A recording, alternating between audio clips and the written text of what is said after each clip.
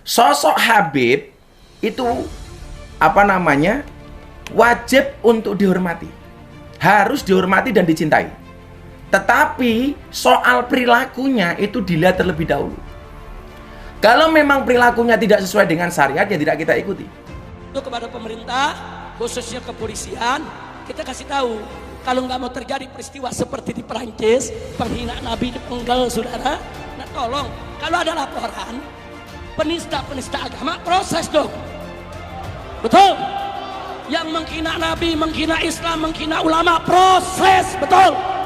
Kalau tidak diproses, jangan salahkan umat Islam kalau besok kepalanya ditemukan di jalanan, saudara. Dalam kitab taklim disebutkan al-hurmatu khairum minat ta'ah, bahwa hormat itu harus lebih didahulukan dibandingkan taat. Hormatnya harus, tetapi taatnya tidak. Tapi bingung kok orang goblok jadi ketua PBNU ya. Mikir lagi, saudara. Di satu sisi kita mengagung-agungkan habaib, di satu sisi kita menghina habaib. Nah ini nggak benar bagi saya, nggak benar. Oh ini Arab buang saja, ini baca Quran pakai langgam Arab, itu Arab, itu jilbab Arab, itu jenggot Arab, kurang ajar. Itu ajaran Islam. Benci betul kau dengan Islam, benci betul kau dengan Arab, kurang ajar. Habaib yang melanggar syariat itu seperti perempuan menstruasi, istri yang menstruasi. Tidak bisa dipakai tetapi tetap harus dihormati. Habib yang melanggar syariat itu seperti Al-Quran yang rusak, yang sobek. Dibuang tidak boleh, tetapi juga tetap tidak bisa dipakai. Tuhan menginginkan supaya kita bermusuhan dengan ISIS, betul? Supaya kita mengepuki ISIS, betul? Itu tidak akan dilakukan oleh FPI, saudara. Kalau pemerintah zalim, tentara jahat, polisi jahat, main tangkap, main tembak, syariat Islam disingkirkan, saudara. Saya mau tanya, kira-kira besok perlu ada ISIS tidak? Perlu ada ISIS tidak? Kalau udah Habib Rizik nggak mungkin sendirian, Habib datang. Rame kita kena nanti protokol. Kamu undang, saya nggak ada masalah. Kalau masanya datang yang kena siapa? Kalau denda doang. Kalau panjang urusannya gimana?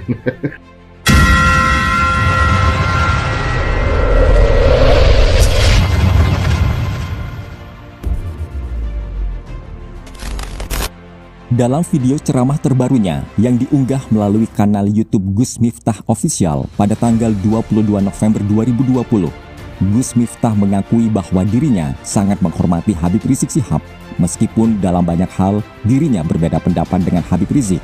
Selanjutnya dia menyebutkan contoh kasus yang membuat dirinya dengan Habib Rizik mempunyai perbedaan pendapat.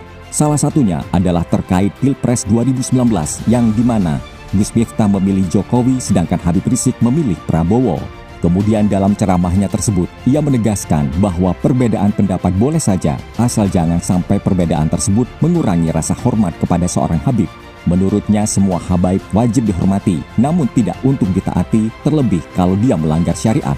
Video ceramahnya tersebut mendapatkan banyak komentar dari para netizen. Saya bukan muslim, tapi saya suka banget dengan Bapak Gus Miftah. Bapak orang yang baik yang selalu mengajarkan arti hormat menghormati orang lain. Saya suka Bapak dan sangat humble. I love you, Bapak. God bless you. Komen akun bernama Rita Jojo. Diketahui sebelumnya, Gus Miftah pernah bersitegang dengan Ustadz Maher. Hal tersebut diketahui dari unggahan videonya di Instagram @gusmiftah pada tanggal 14 November 2020. Mula-mula Gus Miftah menyebut Ustadz Maher sebagai sosok yang memiliki kepribadian ganda. Ustadz Maher, saya melihat Anda itu seseorang dengan kepribadian ganda. Pertama, Anda kemarin berdebat dengan seorang wanita, tepatnya Nikita Mirzani. Gara-gara menurut Anda Nikita Mirzani menghina seorang habaib. Tapi di sisi lain, Anda justru menghinakan habaib. Dalam hal ini guru kami Habib Lutfi bin Yahya Pekalongan. Saya jadi mikir, ada apa dengan Anda? Di satu sisi diminta untuk menghormati habaib, sementara di sisi lain Anda menghinakan habaib, kata Gus Miftah. Di akhir, Gus Miftah menjelaskan bahwa penghinaan terhadap Habib Lutfi bin Yahya tidak akan mengurangi kemuliaannya. Presenter Deddy Corbuzier selalu mengikuti perkembangan isu di tanah air. Biasanya, jika ada salah satu tokoh yang ramai dibicarakan publik, maka tokoh itu akan ia hadirkan di podcast dan kemudian disiarkan di channel YouTube-nya. Namun berbeda dengan tokoh Front Pembela Islam atau FPI, Habib Rizik Syihab. Seperti diketahui, semenjak pulang dari Arab Saudi, HRS jadi sorotan. mulai dari dirinya dijemput oleh lautan massa di Bandara Soekarno-Hatta hingga dirinya nekat membuat hajatan pernikahan anaknya di tengah PSBB akibat pandemi Corona. Deddy Corbuzier mengatakan banyak yang mengusulkan dirinya agar mengundang HRS di podcastnya. Akan tetapi dia khawatir akan terjadi hal-hal yang tidak diinginkan. Seperti halnya Deddy Corbuzier, Karni Ilyas juga mengungkapkan kekhawatiran yang sama. Karni mengaku tidak mengundang HRS di Indonesia Lawyers Club atau ILC karena khawatir HRS akan dikawal oleh massa FPI. Deddy Corbuzier lantas menimpalinya bahwa dia juga khawatir bukan hanya soal denda dan teguran, tetapi takutnya ada resiko-resiko lainnya. Hingga saat ini, berita seputar pemimpin Front Pembela Islam atau FPI, Habib Rizik Syihab, masih hangat diperbincangkan publik. Mulai dari serentetan acara yang digelarnya setibanya di Indonesia, hingga ceramah-ceramah yang disampaikannya kepada para jemaahnya. Namun sayangnya, bukan respon positif yang ia terima, melainkan banyak sekali pihak yang mengkritik isi ceramahnya. Karena dinilai bahasa yang digunakan terlalu kasar dan provokatif. Contohnya saja, saat Habib Rizik menyebut istilah lonte dalam ceramahnya.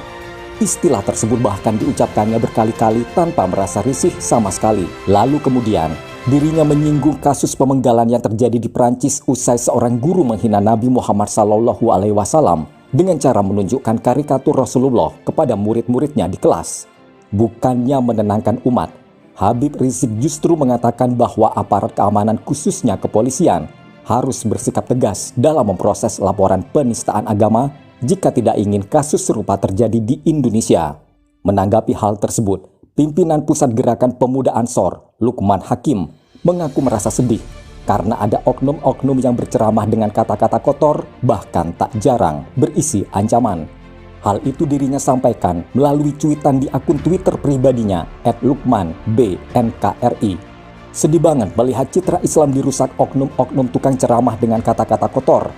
Ancam penggal kepala, cuit Lukman Hakim di Twitter Minggu 22 November 2020.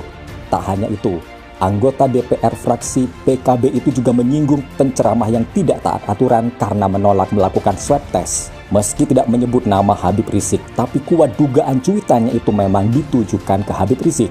Karena seperti yang diketahui, baru-baru ini dikabarkan bahwa Habib Rizik menolak melakukan swab test usai dikabarkan sakit setelah menggelar acara di Petamburan, Jakarta Pusat. Meski demikian, Lukman Hakim tetap merasa bersyukur karena sampai saat ini masih ada ormas-ormas Islam yang membawa kebaikan bagi umat Islam seperti NU dan Muhammadiyah.